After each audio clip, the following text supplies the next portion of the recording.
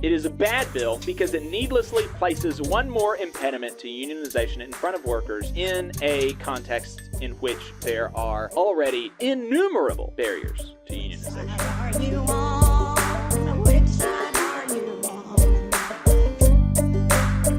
on? Let's start with this new bill out of the Alabama legislature, filed by State Senator Arthur Orr. This guy has, he just needs to calm down.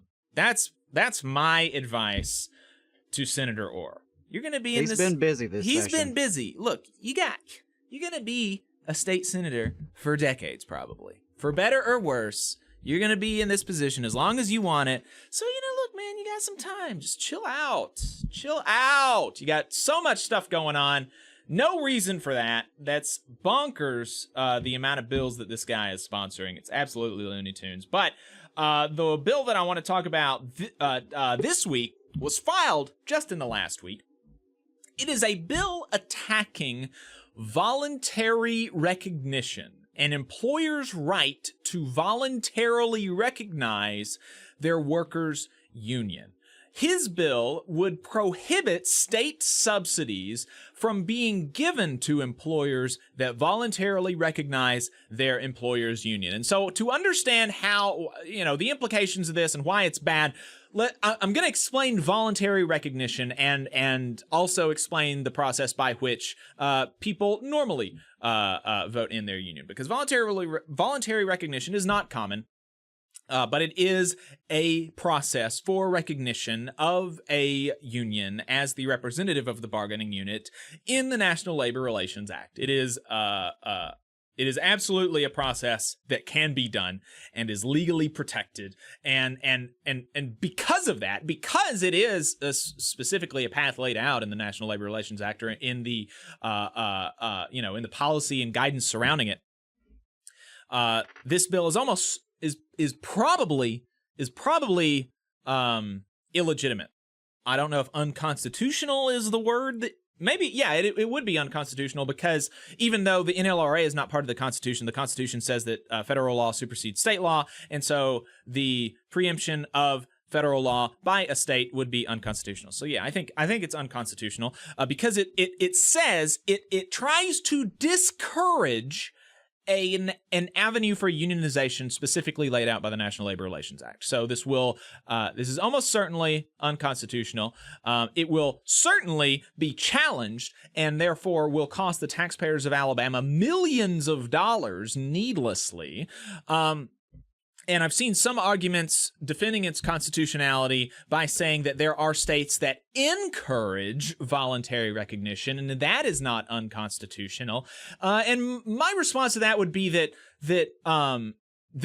it's not, that it's fine to encourage a process that is legitimate under the National Labor Relations Act, because it's laid out. And so there's every reason that you could encourage that, but to actually affirmatively discourage one of those processes, I think, is a different thing, and it seems to me unconstitutional. But, obviously, whether or not a thing is unconstitutional is not objective or, something that we can discover in the world. It's a political term, and because politically the courts are made up of, the Federalist Society freaks and anti-worker, pro-business goons, I do not have a lot of, confidence that the Supreme Court, if it goes that far, would rule on the side of, common sense.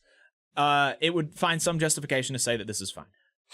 But it will cost the taxpayers of Alabama millions of dollars in the process, and it's bad. So, just to help you understand what voluntary recognition is, typically, or the primary process by which employees unionize is an NLRB election, and that happens after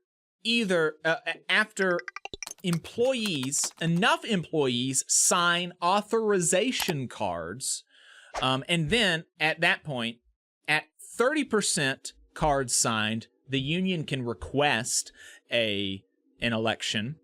At 50% cards signed, the union can request voluntary recognition, in which circumstance the employer can reject it and they can file for an NLRB election. But either way, at 30% or 50% or more, and by the employer or the employees, an NLRB election can be held.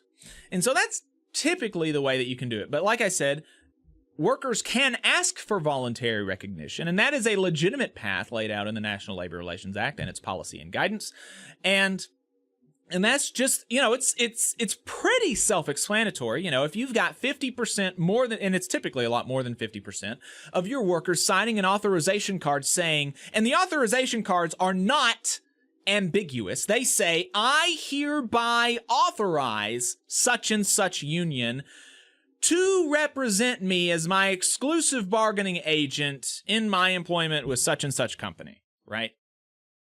It is extremely unambiguous. It is not, these authorization cards are not saying, oh, I'm interested in unionization, I'd like to learn more, or I would like to have an election. They are saying, I want the UAW, or I want this union to be my union in this workplace. That's what they're saying. And so you can bring, it must be at least 50% plus one.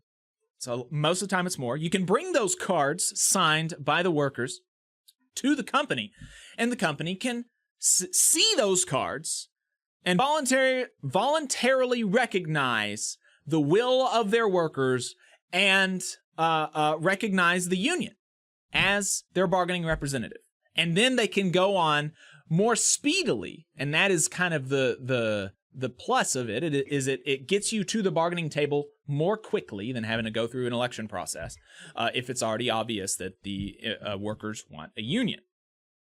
And so that's all voluntary recognition is the employer seeing that that the workers want a union and have affirmatively made that known through the signing of authorization cards and saying, okay, I recognize you, let's get to the bargaining table and hammer out a first contract.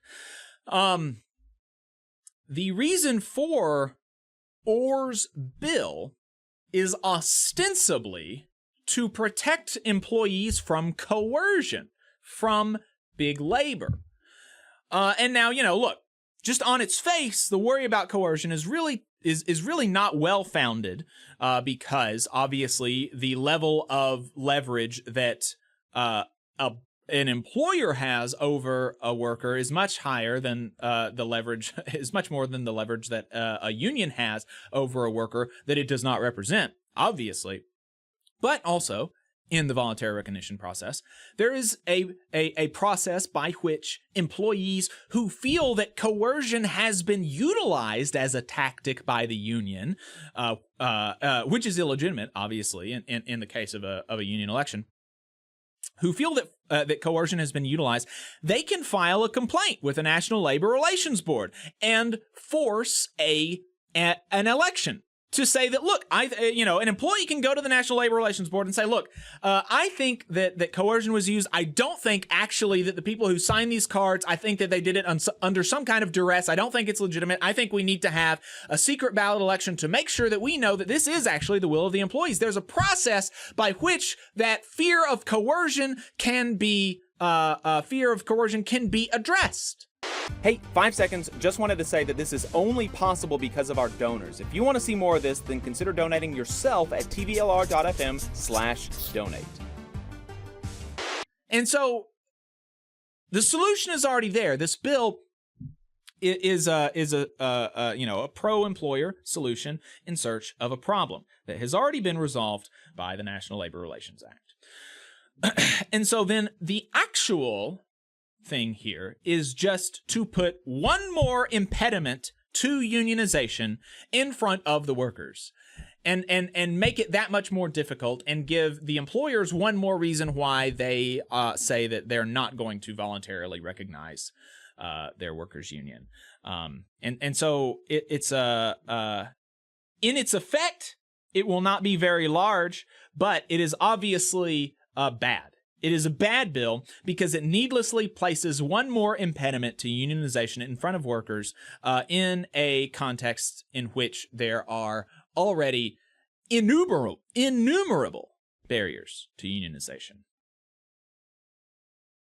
Yeah, we should be going in the exact opposite direction. Yes. And that is, something that really, really bothers me is that we should be rewarding good behavior, not punishing good behavior. Yeah. Right? Companies can and should voluntarily recognize the union. There is no need to force a costly and unnecessary and potentially divisive election on your workforce. If a majority of workers have signed union cards, go ahead and recognize them. And that is, and one thing that I want to point out is this is a direct attack on community benefits agreements. Throughout the country, including here in Alabama, there are community benefits agreements that include neutrality and card check agreements, which, basically formalize that this will be the path that a union will, be legally recognized. Basically in these community benefits agreements, the company will agree to remain neutral and to recognize the union if the workers decide to unionize, right? Obviously, it's up to the workers to do that. This is just the process, right? Right. And so we should be using public dollars to uplift the public. And it's really offensive, I think, for this bill to even be entertained. And I know this bill has been, shopped around from state to state. I know it's already the law in some other places, and it's completely ridiculous. We should be doing the exact opposite. We should be we should tie subsidies and incentives to the labor rights and labor records of these companies. Right. There is a good bill in the legislature right now that would take away subsidies and incentives for companies that violate child labor laws. That's good. We need more of that. And we need to have more community benefits agreements and more neutrality card check agreements, not less of them. This is the wrong direction to go in. So I definitely encourage every union member, union ally, active, retired, whatever the situation may be, call on your legislator. Call them. Start with your senator. I would start with your senator this week. Go ahead and reach out to them. Let them know you're opposed to SB 231. You do not want to see this bill. Send them a follow-up email. Definitely let them know that you're not happy about this. And we'll keep you posted on this fight for sure. Yes, and just one more thing, and we're probably not going to be able to get to Boss Watch. We're going to do it in the second half of the program in overtime. But one more thing on this: this bill is the theory behind this bill, right? Is that there is employer behavior that is so bad, has such a negative effect on society that the state has an interest in discouraging that behavior. And like Adam said, this is such an offensive bill, while we in the state of Alabama are the fourth most deadly state in the union for working people. There are only 3 other states in which you are more likely to die on the job than in Alabama. We have recipients of state subsidies who are receiving tens of thousands of dollars in fines from OSHA because of their illegal endangerment of their employees. We have recipients of state subsidies who are receiving tens of thousands of dollars in fines because of their illegal exploitation of children, who are putting children in facilities that have amputation hazards that are so egregious as to, again, be illegal. This is the kind of stuff that we've got going on all across the state of Alabama, and that is employer behavior. And we do not have bills to address that employer behavior. We do not have bills to curtail that employer behavior. Instead, we have bills right now to curtail employer behavior that voluntarily and non-combatively recognizes their workers' will to unionize. I mean, it is so offensive. And you, even as a non-union worker, even as an anti-union worker, right? If you're an anti-union worker, or even, like there aren't very many of those anti-union workers, but, an anti-union employer perhaps. And most employers are not going to be violating the law in this way. You should be offended. Everybody should be offended that this is the priority of at least this senator, and we'll see how far this bill goes. But if this bill passes, then we will see that this is the priority of politicians in the state of Alabama. Putting up one more barrier for unionization for workers to express their will and to organize. That is a much higher priority than protecting those workers from actual danger like death, right? It's much more important to put up a barrier for unionization than it is to protect employees from death. That is the priority of a person that puts this bill in front of others. Right. It's very concerning. Senator Arthur Orr at phone number 334-261-0758. That's his number if you want to get in touch with him and let him know how you feel about it. It's very concerning. He wants to use state power to discourage unionization when we just had more evidence come out this week that unions, newsflash, are good for working people. Right. Better pay, better benefits, better lives, more democracy. And that's what they want to use state power to discourage. They want to interfere with the private decisions of business. They want to use big government to interfere with the rights of businesses to treat their workers with respect. That's a shame. Yeah, they're all the time talking about how we don't want the state to interfere in business. But if the business is doing something like recognizing their workers' will to join a union, then actually, the state does have an interest in interfering in business decisions. That's absurd. You just saw a clip from the Valley Labor Report. We are live every Saturday morning from 9:30 a.m. till 12:30 p.m. And we pride ourselves on keeping all of our content free to everybody so that we can talk to as many working folks as possible. If you support the work that we're doing, you think that it's important, you think that it's good, then consider making a monthly contribution to the project, and you can do that on our website, tvlr.fm.